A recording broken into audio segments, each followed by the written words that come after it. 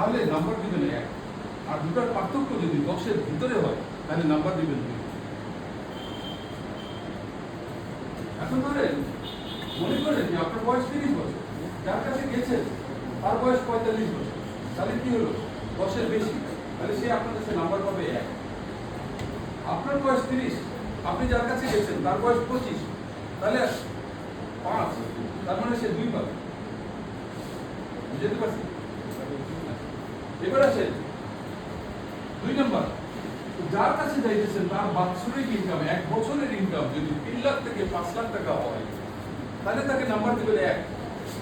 যদি তার ইনকাম 6 লাখ থেকে 10 লাখ হয় তাহলে নাম্বার দিবেন 2, আর যদি তার ইনকাম 10 লাখের বেশি হয় তাহলে নাম্বার দিবেন 3।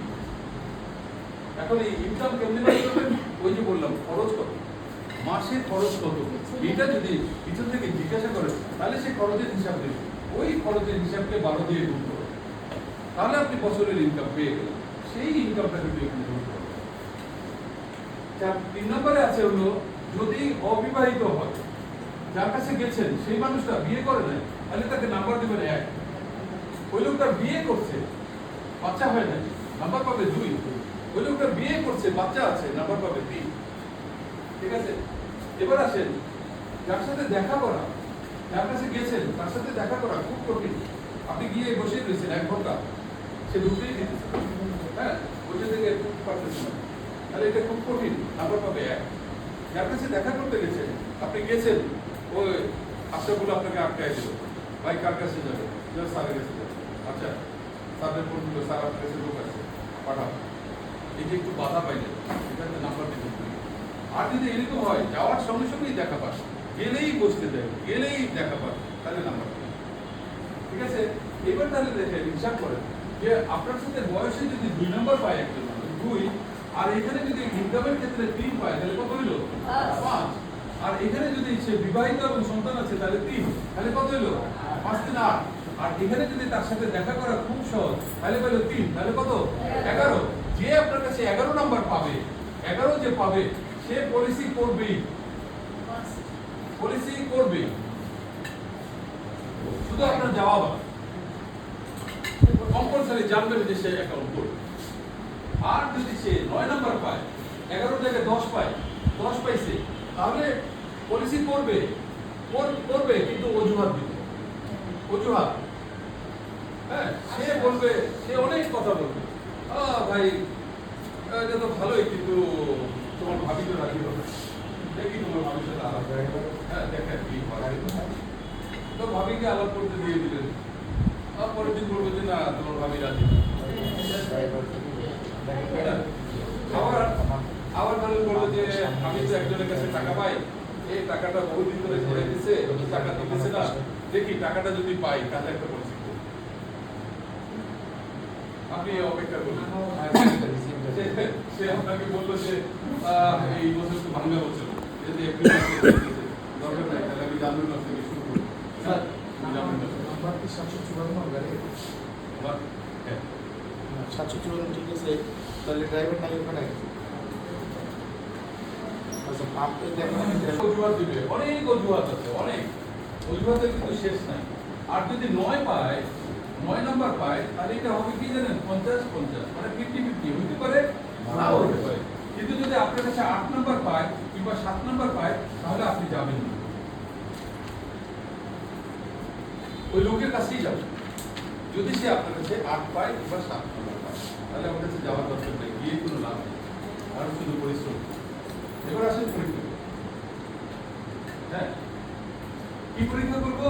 টেস্ট করে দেখবো যে আসলে এটা কাজে লাগতেছে। আমি কার সাথে টেস্ট করবো? আসলে আমি যদি প্রথমেই বলি যে আমি এটা কার সাথে, আমি মনে করেন বিক্রি করতে চাই, কার কাছে? বাংলাদেশের প্রধানমন্ত্রী তারেকের কাছে আমি পরিচিত। আমি যদি মনে করি যে আমি তারেক রহমানের কাছে এটা বিক্রি করবো, কারণ আমি 2-3 বছর ধরে ইন্স্যুরেন্স করে দেখি না এটা।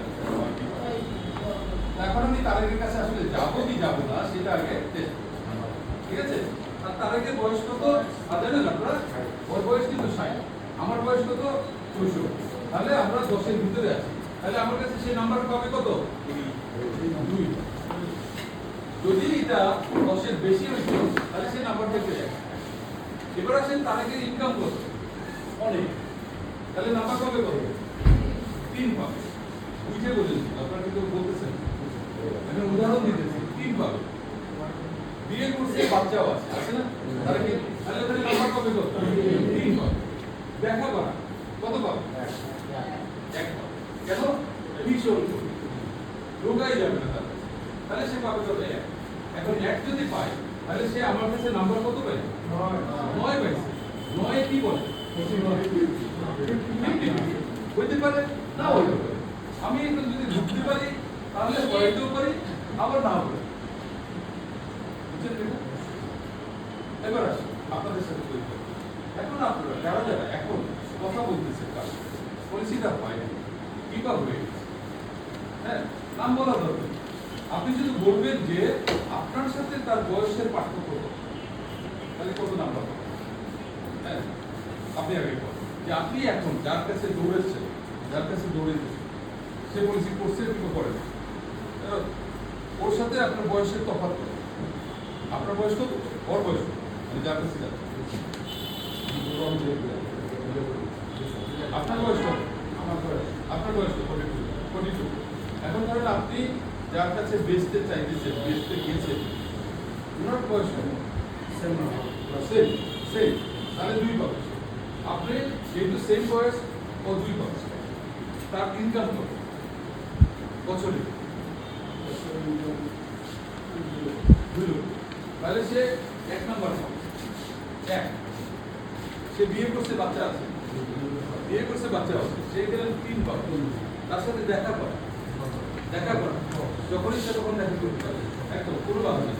তাহলে সে 3 পাবে। তাহলে সে কত হইল? 9। এখন এই পলিসিটা হইতেও পারে, না হইতে পারে। এখন আপনি বলেন এটা কি করছেন না কি করেন? কি বলেন? আপনি কি গেছেন? আলোচনার পরে রেজাল্ট কি? বলতে হবে